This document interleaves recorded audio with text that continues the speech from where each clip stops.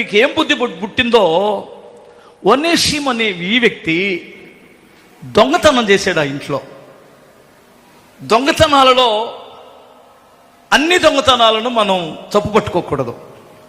సహజంగా కొంతమంది ఆకలికి తట్టుకోలేక దొంగతనం చేసే వాళ్ళు ఉంటారు.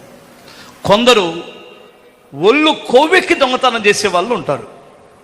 ఆకలితో చేసిన దొంగతనాలను దేవుడు క్షమిస్తాడు. ఏమంటారు? మీకు అర్థమయ్యలేదా? ఆకలితో చేసి ఈరోజు అన్నం లేదు అంటే నీ దొంగతనం చేయమని కాదు బాబు, నేను అంటున్నాను.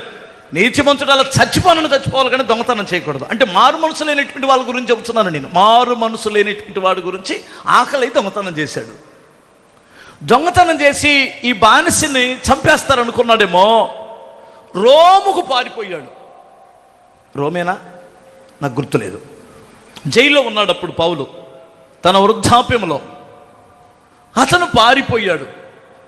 పారిపోయిన తర్వాత అక్కడికి వెళ్ళిన తర్వాత తెలిసింది పౌలు అనే దైవజనుడు ఇక్కడ జైల్లో ఉన్నాడు అని. ఎందుకంటే ఈ ఫిలోమోన్ ఇంటికి అప్పుడప్పుడు పౌలు వస్తూ ఉండేవాడు. ఆ ఇంట్లో సంఘం ఉంది కదా, అప్పుడు బహుశా అతను ఆ ఇంట్లో పని